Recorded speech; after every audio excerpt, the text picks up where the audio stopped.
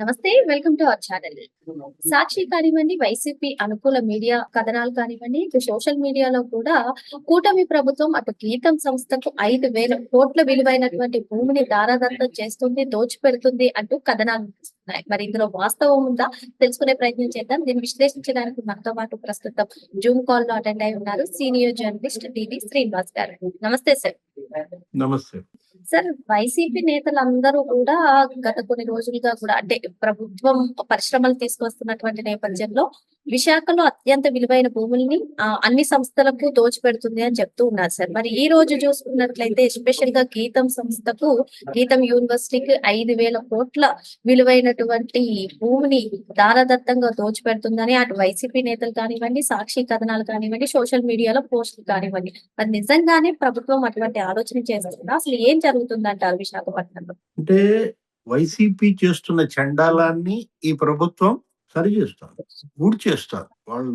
వాళ్ళు చేసినటువంటి చెత్త పనుల్ని వీళ్ళు ఏం చేస్తున్నారు? శుభ్రం చేస్తున్నారు. మొన్న ప్రజలు ఇచ్చిన తీర్పు అదే కదమ్మా. ఏది మొన్న ఎన్నికల్లో, ఏడాదిన్నర క్రితం ఎన్నికల్లో ఏమని తీర్పిచ్చారు? ఈ ప్రభుత్వానికి, కూటమి ప్రభుత్వాన్ని ఎందుకు గెలిపించారు? ప్రజా తీర్పు ఏంటి? జగన్ చేసిన చండాలాన్ని మీరు సరిదిద్దండి, శుభ్రం చేయండి. గీతంకి భూములు ఇస్తున్నారని యాగి చేస్తున్నారు. అసలు అది ఇంకా ఇవ్వలేదు. అదేదో 30వ తారీఖు జీవీఎంసీ మీటింగ్ లో ఆ సబ్జెక్ట్ ఏదో పెడుతున్నారు అని చెప్పి ఇతను ముందే రాసేశాడు. ఏంటి అసలు అది? అసలు గీతం ఏంటి? ఇప్పుడు గాంధీ ఇన్స్టిట్యూషన్, అది మహాత్మా గాంధీ ఆశయాల సాధన కోసం ఒక స్ఫూర్తిదాయకంగా స్థాపించినటువంటి విద్యా సంస్థ. ఎప్పుడు పెట్టారు అది? దగ్గర దగ్గర 46 ఏళ్ల క్రితం. అంటే 1980లోనో ఏమో స్టార్ట్ చేశారు. ఎంవివిఎస్ మూర్తి గారు, ఇప్పుడు ఉన్నటువంటి భరత్ తాళ్ళ తాతగారు, మాజీ ఎంపీ, ఆయన ప్రారంభించినటువంటి ఇన్స్టిట్యూషన్ మనం చూసాం. వాళ్ళ ఆంధ్రప్రదేశ్ లో అదొక మకుటాయమానం. ఏంటి? విశాఖపట్నంలో అసలు గీతం అంటే అదొక బ్రాండ్. ఆ ఇన్స్టిట్యూట్ కి భూములు ఇస్తే జగన్మోహన్ రెడ్డి ఏం చేశారు? పగబట్టాడు, కక్ష సాధించాడు. ఆ భూములు లాక్కున్నాడు, ఫెన్సులు వేసుకున్నాడు. అంతేకాదు, ఏది బిల్డింగ్లు కూలగొట్టాడు, అక్కడ ఆ ప్రహరీ గోడలు కూలగొట్టాడు, ఒక రకంగా విధ్వంసం చేశాడు. జగన్మోహన్ రెడ్డి బాధితుల్లో ఇవాళ గీతం కూడా ఒక బాధితురాలే, భరత్ కూడా బాధితుడే. ఇది బాధితులు తెచ్చుకున్న ప్రభుత్వం. బాధితులకు న్యాయం చేస్తున్నటువంటి ప్రభుత్వంగానే దీన్ని చూడాలి. ప్రజా తీర్పు అది. న్యాయం చేస్తున్నట్టుగా కాకుండా అసలు ఏదో కోట్ల విలువైనటువంటి భూములను దారాదత్తంగా చేసేస్తుంది ప్రభుత్వం అని పోర్ట్రేట్ చేస్తున్నారు. అంటే ఇప్పుడు 50 ఎకరాల్లో ఏమో అనుకుంటాను, అది జగన్మోహన్ రెడ్డి ప్రభుత్వం ఏం చేసింది? వెనక్కి తీసేసుకుంది. ఇప్పుడు అది యాక్చువల్ గా అమ్మా, వాళ్ళ గీతం అనేది దగ్గర దగ్గర 3 రాష్ట్రాల్లో, ఏంటి, అటు కర్ణాటకలో, ఇటు తెలంగాణలో, ఆంధ్రప్రదేశ్ లో దగ్గర దగ్గర ఒక 18-20 విద్యా సంస్థలను అది నడుపుతోంది. ఒక 15,000 మంది విద్యార్థులు అందులో చదువుకుంటున్నారు. ఇక్కడ విశాఖ క్యాంపస్ కావచ్చు, హైదరాబాద్ క్యాంపస్ కావచ్చు, బెంగళూరు క్యాంపస్ కావచ్చు. ఒక విశాఖపట్నంలోనే 7-8 వేల మంది విద్యార్థులు చదువుకుంటున్నారు. 18 రకాల విద్యా సంస్థలను అది నడుపుతోందమ్మా. ఏంటి, ఒక ఇంజనీరింగే కాదు, ఇంకా మిగతా అనేక విభాగాల్లో. అంటే ఒకటి ఇక్కడ చేస్తోంది వాళ్ళు విద్యాసేవ. అదేమి వాళ్ళేం ఉచితంగా చేస్తున్నారని మనం చెప్పట్లా. ఫీజులు తీసుకునే చేస్తారు. కొన్ని వేల మంది ఉద్యోగులు పనిచేస్తున్నారు, ప్రొఫెసర్లుగా పనిచేస్తున్నారు. వాళ్ళందరి జీతభత్యాలు మరి కమిటీ చెల్లించుకోవాలి. ఇప్పుడు ఆదర్శాలని వాళ్ళు ఏమైనా మరి ఇచ్చేస్తే, వాళ్ళు ఇచ్చినటువంటి లక్ష్యాలు, ప్రతి విద్యా సంస్థ కొన్ని బైలాస్ ఉంటుంది. ఆ బైలాస్ ను ఉల్లంఘించి వాళ్ళు ఏమైనా చేస్తే మీరు ఏమైనా చర్యలు తీసుకోమని డిమాండ్ చేయాలి. ఒక విద్యార్థులు, వేలాది విద్యార్థులకి సేవలు అందిస్తున్నటువంటి సంస్థకి ప్రభుత్వపరమైనటువంటి సహాయం అందితే ఏంటంతా ఇది? ఇప్పుడు మనం ఒకటి, తెలంగాణలో గీతం సంస్థ ఏదో కొంత కరెంటు బకాయిలు ఏవో ఉన్నాయి. అక్కడ కోర్టు కూడా నిన్న తీర్పు ఇచ్చింది. ఏమని? ఆ కరెంటు బకాయిలన్నీ చెల్లించాలని. వాళ్ళు చెల్లిస్తారు. ఇప్పుడు ఇక్కడ కూడా ఆంధ్రప్రదేశ్ లో కూడా వీళ్ళు ఏమైనా బకాయిలు ఉంటే డిమాండ్ చేయండి, కోర్టుకు వెళ్ళండి. అంతే తప్ప ఇస్తున్నటువంటి భూములను అడ్డం పడతామంటే అది ఏంటి? విస్తరణలో ఒక భాగంగా చూడాలి. క్యాంపస్ విస్తరణ ఒకవేళ ఉంటే, గతంలో ఇచ్చిన భూములు ఇవి. ఏది? గతంలో వాళ్ళకు ఉన్నటువంటి భూముల్ని మీరేం చేశారు? మీరు ఒక రకంగా కక్ష సాధించారు, గీతం పైన పగబట్టారు, ధ్వంసం చేశారు. అది వాళ్ళు ఈ ప్రభుత్వం సరి చేస్తే తప్పేంటి అని అడుగుతున్నాను. ఇది ప్రజల తీర్పు అంటున్నాను. ఎందుకంటే ఇదే భరత్ అక్కడ ఎంపీగా కంటెస్ట్ చేశారు. గతంలో కంటెస్ట్ చేస్తే ఎంత తేడాతో ఓడిపోయాడమ్మా? 4,000 ఓట్ల తేడాతోనో ఏమో ఓడిపోయాడు. ఎంవివి సత్యనారాయణ ఎవరో గెలిచారక్కడ. ఆ! ఉమ్. నీకు తెలుసు ఎంవివి సత్యనారాయణ అనగానే కిడ్నాప్ కిడ్నాప్. గుర్తొచ్చింది. ఆ! ఆయన భార్యని, ఆయన కొడుకుని కిడ్నాప్ చేసి వాడెవడో రౌడీ షీటర్ అక్కడేదో ఆ వసూళ్ళ దగ్గర తేడాలొచ్చి పిచ్చి కొట్టుడు కొట్టారు. ఏంటి ఎంవివి సత్యనారాయణ కొడుకును కూడా మ్యాన్ హ్యాండ్లింగ్ చేశారాళ్ళు రౌడీ షీటర్లు. ఎంవివి సత్యనారాయణ ఏం చేశాడు? పారిపోయాడు. అసలు నేను ఇక్కడ వ్యాపారాలు చేయను. నేను మా కంపెనీ మొత్తం హైదరాబాద్ షిఫ్ట్ చేస్తున్నాను. జగన్ సీఎంగా ఉన్నప్పుడే జగన్మోహన్ రెడ్డి ఎంపీయే అంత భయపడిపోయాడంటే ఆ రోజు జరిగినటువంటి ఆ రౌడీయిజం, ఉమ్. ఆ గుండాయిజం ఏ స్థాయిలో జరిగిందంటే ఎంపీ కుటుంబ సభ్యులనే కిడ్నాప్ చేస్తే రక్షించుకోలేనాడు అప్పటి సీఎం జగన్మోహన్ రెడ్డి. ఆ? ఇప్పుడు మనం అంటోంది అదే. ఆ రోజు 4,000 ఓట్లతో ఓడిపోయాడు మరి భరత్. ఇవాళ 5,04,000 ఓట్లతో గెలిచాడు. ఉమ్. అప్పటి ఓటమికి కారణం ఏంటి? జనసేన కూడా పోటీ చేసింది. ఆయనెవరు జేడీ అక్కడ కంటెస్ట్ చేశారు. ఉమ్. సిబిఐ జేడీ మాజీ జేడీ ఎవరు లక్ష్మీనారాయణ గారు. ఆయనకున్నటువంటి పర్సనల్ చరిష్మా, పవన్ కళ్యాణ్ యొక్క ప్రచారం వాళ్ళకేదో ఒక 2.5 లక్షల ఓట్లు వచ్చాయి అప్పట్లో. అందుకనే భరత్ అప్పుడు ఓడిపోయాడు. ఇప్పుడు దేశంలోనే అత్యధిక మెజారిటీ వచ్చినటువంటి ఎంపీలలో ఇతనొకడు. ఎవరు? భరత్. భరత్. 5,04,000 ఓట్లతో గెలిచాడు. ప్రజా తీర్పు అది. ఏది? భరత్‌కి ఇచ్చిన తీర్పు, గీతంకి ఇచ్చినటువంటి తీర్పు. గీతం యూనివర్సిటీలో ఆ పరగణాలో చదువుకోని విద్యార్థులున్న కుటుంబం లేదు ఉత్తరాంధ్రలో. అటువంటి అత్యున్నత ప్రతిష్టాత్మక విద్యా సంస్థ గీతం. ఆ గీతంకి ఒకవేళ మంచి చేస్తే ఏది? భూములు ఇవ్వడం, మీరు కూలగొట్టినటువంటి ఆ బిల్డింగ్‌లన్నీ వాళ్ళు మళ్ళా కట్టుకుంటున్నారు. అదే ఆ ప్రహరీ గోడలన్నీ కట్టుకుంటున్నారు. ఎంత విధ్వంసం చేశాడమ్మా అప్పట్లో జగన్మోహన్ రెడ్డి విశాఖపట్నంలో. అయ్యన్న పాత్రుడి ఇంటిపై మరి మనం చూసాం. అర్ధరాత్రి మొత్తం కూలగొట్టడం, అక్కడ ఏదో జస్ట్ ఒక 10 అడుగులో లేకపోతే 3 అడుగులో ముందుకొచ్చిందని చెప్పి ఫెన్స్ అంతా ఇచ్చేయటం. ఆ! అర్ధరాత్రి వాళ్ళ ఇంటి పైన పోలీసులు వందల మందిని పంపటం. చింతకాయల విజయ్ మనం చూసాం. విజయ్ బిడ్డ, చిన్న బిడ్డ. ఆ! 5, 6 ఏళ్ల అమ్మాయి. ఆ అమ్మాయిని కూడా భయపెట్టి ఓ బాలిక, ఆ! అయ్యన్న పాత్రుడు మనవరాలు. ఉమ్. అంటే ఆ రోజు ఆ కక్ష, ఆ విధ్వంసం, ఆ పగ, ఆ ప్రతీకార రాజకీయాలు గుర్తొస్తున్నాయి. ఇప్పుడు మళ్ళా గీతం గురించి వీళ్ళు రాస్తున్న రాతలు మనం చదువుతుంటే. ఇందులో వాస్తవం ఎంత? అది విద్యా సేవలు అందిస్తున్న మాట వాస్తవం కాదా?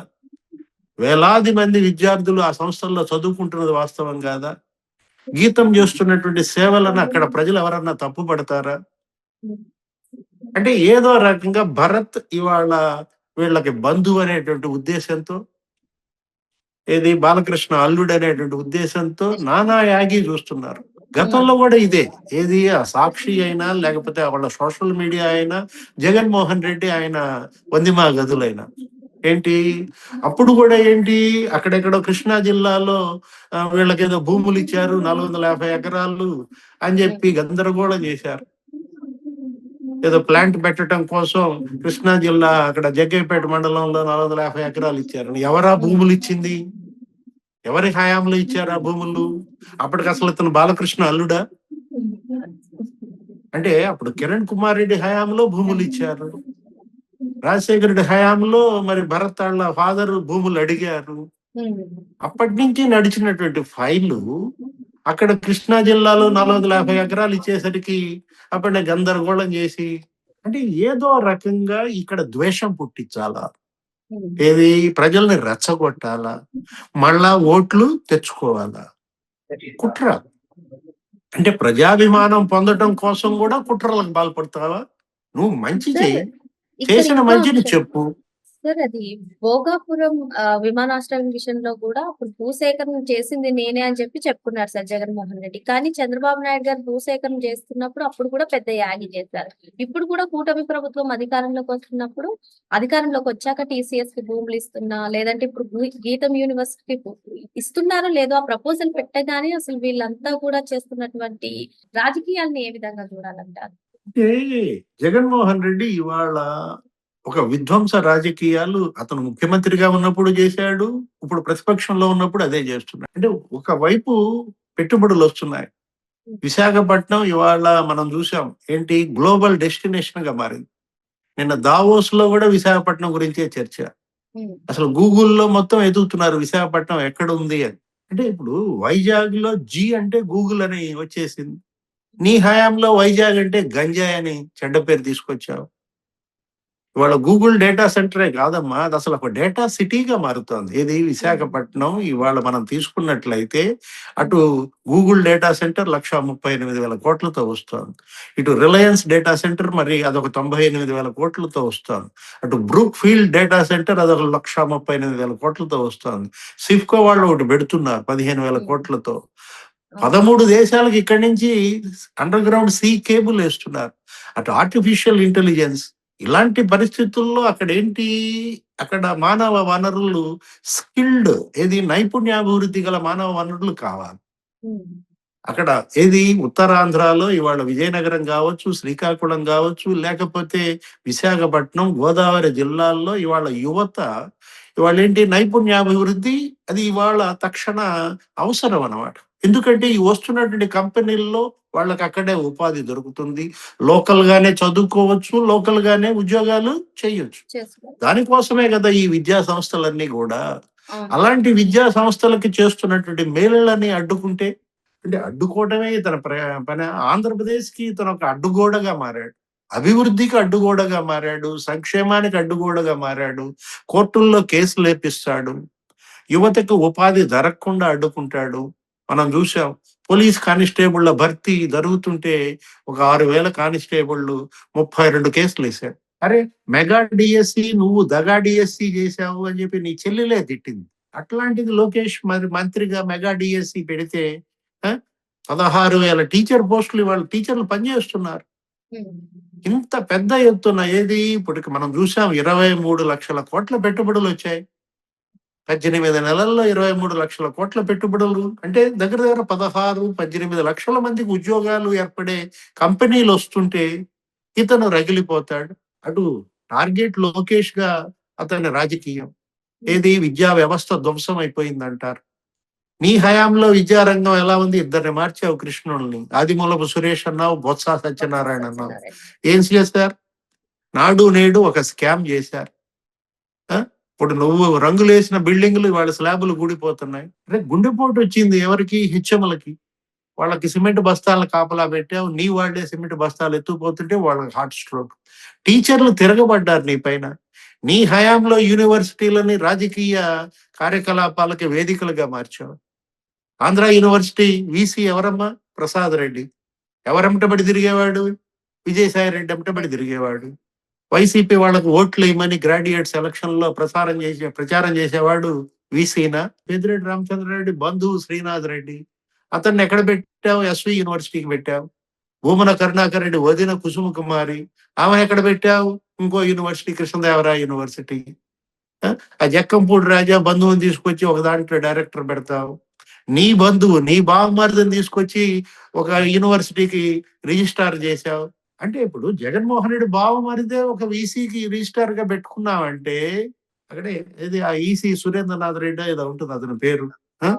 అంటే నీ హయాంలో యూనివర్సిటీలు, ఇప్పుడు యూనివర్సిటీలు పోల్చుకో. నీ వీసీలు ఎలా ఉన్నారు, ఇప్పుడు వీసీలు ఎలా ఉన్నారు? ఒక ఆదివాసీ మహిళని వాళ్ళ వైస్ ఛాన్సలర్ గా పెట్టారు. లోకేష్ ఎంపిక చేసిన వైస్ ఛాన్సలర్ మాకు కావాలి అని చెప్పి వాళ్ళ కేంద్రం తీసుకుపోయింది. పుదుచ్చేరి యూనివర్సిటీకి పెట్టుకుంది. విద్యారంగంలో ఇవాళ ఉపాధ్యాయులు వాళ్ళ పరపతి పెరిగింది. బ్రహ్మాండంగా వాళ్ళ యొక్క ఈఎంఐలు జంప్ అయ్యే పరిస్థితి లేదు. నువ్వేం చేశావు? టీచర్లని ఒక 34 యాప్లు అప్లోడ్ చేయమంటావా? బాత్రూములు ఫోటోలు తీపిస్తావా? అంటే విద్యా రంగంలో ఇవాళ లోకేష్ చేస్తున్న సంస్కరణలు చూసి తట్టుకోలేక నువ్వు భరత్ని టార్గెట్ చేస్తున్నావా? అంటే లోకేష్ కి బంధువు కావటమే భరత్ చేసినటువంటి నేరమా? ఆ యూనివర్సిటీ పెట్టింది ఈ బంధుత్వం కలపక ముందు కదా. బాలకృష్ణ అల్లుడు కాకముందు కదా ఈ గీతం యూనివర్సిటీ. నువ్వేదన్నా నేరుగా సాధించాలనుకుంటే భరత్ను సాధించు, గీతం యూనివర్సిటీని కాదు. ఇవాళ గీతం యూనివర్సిటీ పైన వీళ్ళు గనక ఎటువంటి చెడ్డ పనులు చేసిన, ఇట్లా కక్ష సాధింపుకు పాల్పడిన వేలాది విద్యార్థులు, వాళ్ళ తల్లిదండ్రులు, వాళ్ళందరి ఓట్లని వాళ్ళ జగన్మోహన్ రెడ్డి కోల్పోతాడు. అది గుర్తుపెట్టుకోవాలి. ఏది ఇప్పుడు నీకు ఇప్పటికే 32 సీట్లలో 2 సీట్లే వచ్చాయి ఉత్తరాంధ్రలో. ఇప్పుడు ఈ గీతం జోలికెళ్ళి ఈ విధంగానే నువ్వు గనక దుష్ప్రచారం చేస్తే ఆ 2 సీట్లు కూడా మటాష్. మరో అంశంతో మళ్ళీ కలుద్దాం. Thank you sir. నమస్తే.